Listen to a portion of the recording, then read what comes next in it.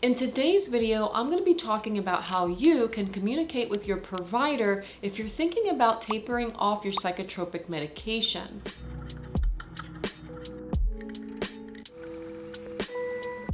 Now, I'm going to be going over specifically the all-in-one tool from the Alliance of Benzodiazepine Best Practices, and that's at benzoreform.org.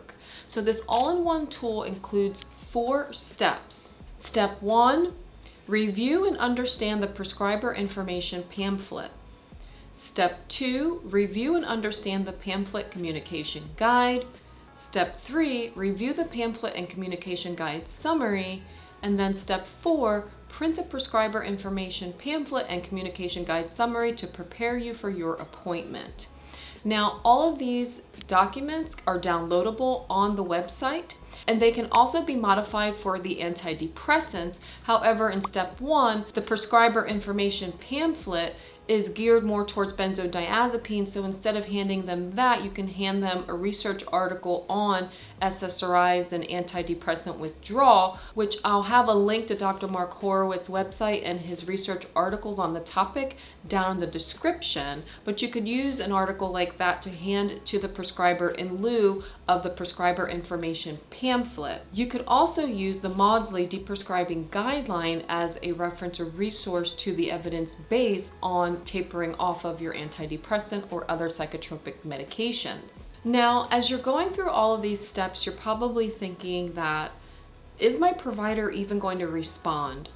How is my provider going to respond? You're going to have a lot of questions and perhaps a lot of fear going into this when it comes to talking with your provider. And I want to assure you that this is absolutely normal. You might have the fear that they're going to rapidly taper you, that they may suggest you go into a detox, that they may decide not to work with you, or even refuse to renew your prescription. Now, these are all valid fears because this has occurred for some patients. However, if you present the material in a way where you're not putting the provider on the defense, this can go very smoothly and in your favor. Effective patient-prescriber communication requires mutual understanding as well as the commonality of reaching a positive health outcome or positive goal. And in order to obtain this mutual understanding, it's important that when you're going into this, that you're removing emotions from it and you're not going in angry or belligerent,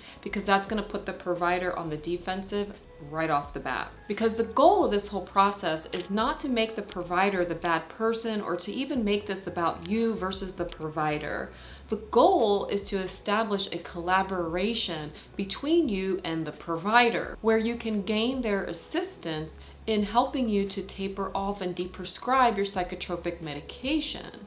So ultimately, you want a partnership with your provider. And now the initial objectives to obtain that goal is to express your concerns about your benzodiazepine prescription, as well as to motivate your provider to read the information and to make a commitment to collaborate with you. So here are some tips to communicating with your provider to make this process as smooth as possible and in order for you to obtain that goal. So number 1 is you want to make sure to tailor your message in the way that your provider thinks or your prescriber thinks.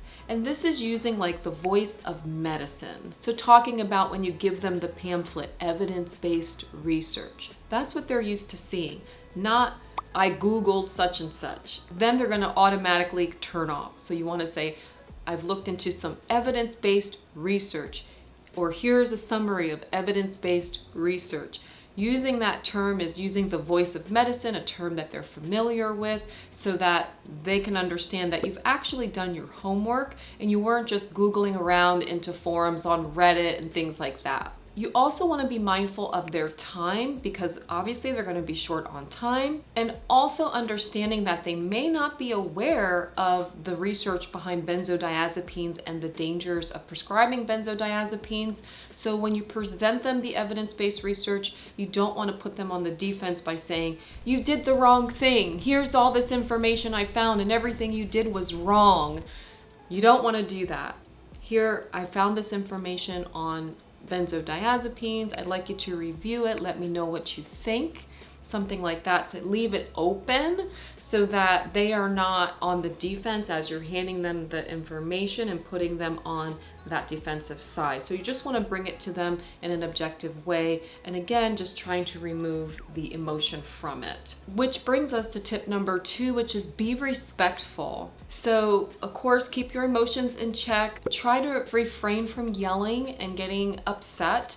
I know you're probably upset and angry, and it's okay to be upset and angry about your situation, especially if you're in the midst of withdrawal. That can be very uncomfortable and can be very easy for you to get upset, but it's important to avoid getting angry, because again, that's going to put the provider on the defensive side, and we want them on our side, right? We want to have this collaborative relationship with our provider. So try and remain calm as you can as you're providing them with this information and having the conversation with them. It's also important to use we and us and our language so that they understand that you are trying to develop this relationship with them and make them part of the team, make them part of your team. So talking about us and we and together, we decided that clonazepam would be a good treatment, but now I'm starting to see this research online and I came across this evidence-based research. Here's a summary of the research, and I just want to go over it with you because I think I'm experiencing some withdrawal symptoms and I'd like you to help me with coming off of this medication. So what do you think about that? Something of that nature could be the flow of the conversation as you're including them as part of your team, and even including yourself as part of the decision making when it came to maybe getting prescribed the medication. Perhaps when you went in there, you were in such a severe anxiolytic state that you were like, just give me something to help. And he mentioned Klonopin, how it could be very helpful. And you're like, yes, that sounds great. Sign me up. And of course you didn't know these risks, and he probably or she didn't know the risk either, but now here you are. So you're bringing it to them with the intention of saying, hey, we've made this decision. I've realized now after X amount of time that I'm now developing some interdosing withdrawal or some withdrawal tolerance or whatever the symptoms that you are having may be that has brought you to making this decision. You want to make sure that they understand that, and then invite them to be part of your team and the togetherness to help with deprescribing. And now another tip to consider here is going to be using nonverbal cues. And so when I'm talking about nonverbal cues, I'm talking about body language. So when you walk in, that you're not angry and showing like a scrunched up face, or like that you pound on their desk with the paper or something like that, that you go in, you make eye contact, you smile, and then you have the conversation, arms open, not crossed and folded, like all mad and upset sitting in the chair, whatever. You want to, have the presence of being open and having this open relationship and collaborative relationship with the provider.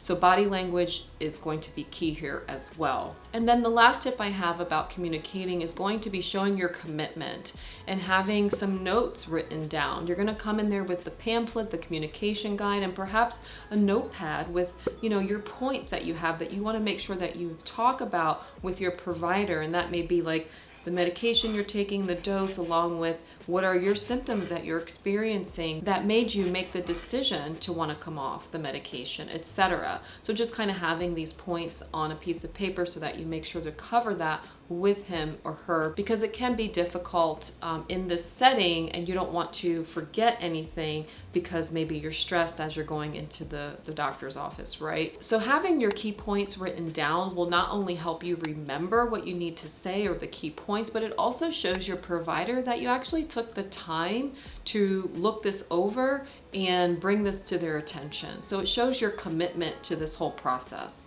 Now, there are some examples in the communication guide and the communication guide summary of how you can approach your provider and have this conversation. However, it's not meant to be a script or taken as a word for word, but just meant for you to help practice this conversation with someone before going in to see your provider, as it can be very stressful to go in to have this conversation with them, and being prepared and having an idea of what you're going to say can be very helpful and relieve some of the anxiety and stress associated with having this conversation. But it is important to note that you shouldn't expect immediate results because oftentimes providers are not going to be aware of these harms of benzodiazepines and are going to need to take the time to look over that provider information pamphlet and look over the information that you've given them so that they can understand better where you're coming from and perhaps do their own research to understand how to even taper you off safely. And so make sure to understand that this is just introducing the topic to them so that they can get on board and understand what's going on. And then perhaps in the next appointment, you guys can have the conversation of what a taper plan will look like. And so just make sure that when you go in that you remember your initial goals: to express your concerns about taking benzodiazepines, to motivate your prescriber to just read that information pamphlet, and request a collaboration of a slow taper of your medication. And so keeping those goals in mind, we're not here to get the home run, right? We're here to get them to understand and identify that there's a problem and that they could be the ones to help you get through this whole taper process.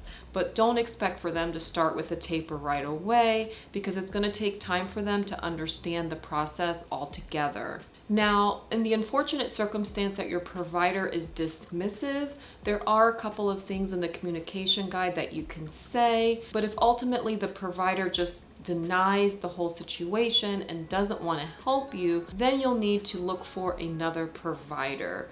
And for benzodiazepines, there are benzodiazepine cooperative providers listed in the Benzo Information Coalition group, so I'll make sure to link that down in the description. But you can also look for other providers in your area, and when you call them, just get an idea if perhaps they may be able to help you with deprescribing or coming off of your benzodiazepine or other psychotropic medication. So have you had experience with talking to your provider about coming off of your psychotropic medication, and you have any tips you want to share? Leave them down in the comment section below, because we learn from sharing each other's experiences. And as always, I thank you for watching. I wish you well on your mental health care journey, and I look forward to seeing you all next week.